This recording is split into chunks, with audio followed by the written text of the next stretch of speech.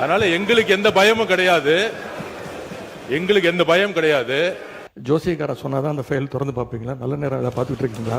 நேற்று முன்தினம் இந்த பேரவையில் பேசின நம்முடைய முதலமைச்சர் அவர்கள் தன்னுடைய டேபிளில் 3 ஃபைல்ஸ் இருப்பதாகவும் அந்த ஃபைல்ஸை அவர் திறந்து பார்க்க வச்சிடாதீங்க அப்படிங்கிற தோணியில் எங்களுடைய அரசை குற்றஞ்சாட்டுகின்ற வகையில் குறிப்பிட்டு பேசியிருக்கிறாரு.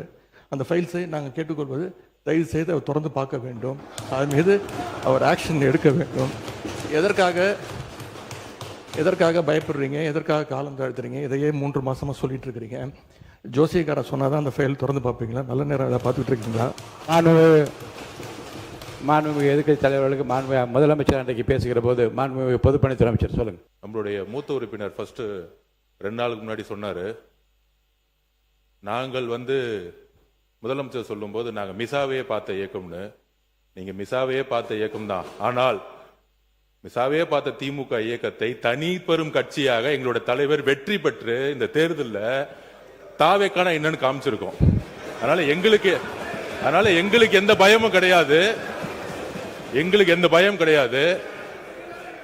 ஒவ்வொரு தலையிலும், முக்கியமாக நெடுஞ்சாலை துறையிலும் சரி, முக்கியமாக பொதுப்பணி சரி, வெள்ளை வேறிக்கை வெளியிட்டு முதலமைச்சருடைய அலுவலகத்தில் அந்த ஃபைல் இருக்கு. கண்டிப்பாக ஆதாரத்துடன் சட்டப்படியான நடவடிக்கை எடுக்கப்படுங்கிறதா முதலமைச்சர் சொல்ல வந்தது. இதை யாரும் அவர் சொன்ன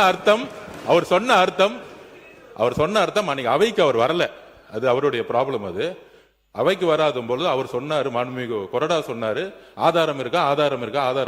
நிதித்துறை அமைச்சர் பார்க்கும் பொழுது, அவர் கேட்கும் பொழுது, எங்க கிட்ட ஆதாரம் இருக்கு, அதை தகுந்த நேரத்தில் சட்டப்படியான நடவடிக்கை எடுக்கப்படும் சொன்னாருங்கிறத பதிவு பண்றேன். ஏன்னா அவர் எதிர்க்கட்சி தலைவர் அன்னைக்கு வரல. அவர் அதனாலதான் பதிவு பண்ண. அதுக்கப்புறம் அவர் சொல்றாரு, போன 5 வருஷம் இவங்க என்ன ரீல்ஸ் விட்டாங்க, என்ன பாட்டு பண்ணாங்க, பாராளுமன்றத்திலே பதவி ஏற்கும் பொழுது எங்களுடைய எந்த கட்சி தலைவரையும் பத்தி உறுதிமொழி எடுக்கல.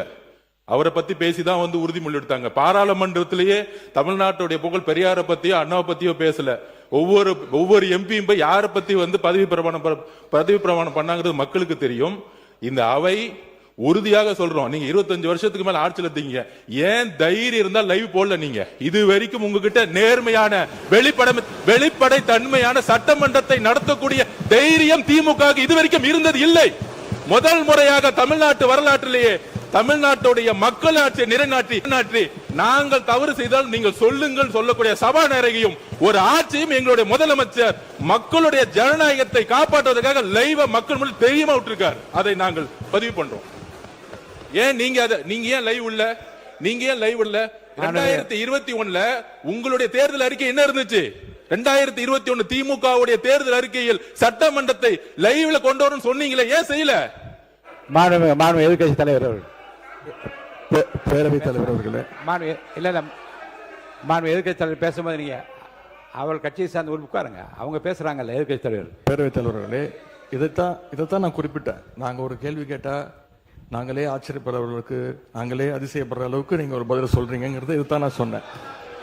அதன் பிறகு ஜோசியக்கார அப்படின்னு சொல்றது தவறுன்னு சொல்றீங்க. நீங்க ஜோசியக்காரன்னு அப்பாயின்மெண்ட் நீக்கி இருக்கீங்க. ஜோசியங்கிற வார்த்தை ஒன்றும் ஜோசியக்காரங்கிறது தப்பான வார்த்தை கிடையாது. லைவ் திமுக ஆட்சியில் தான் முறையாக நாங்கள் தேர்தல் அறிக்கையில் சொன்னோம், கேள்வி நேரத்தை முதலையாக லைவாக ஒளிபரப்பு செய்தது நாங்க. இப்போ இந்த கேள்வி நேரத்தையே எடுக்க முடியாத நிலைமையில தான் இன்னைக்கு இந்த அரசு நடந்துகிட்டு இருக்கு. இன்னொன்னு, நீங்க லைவ்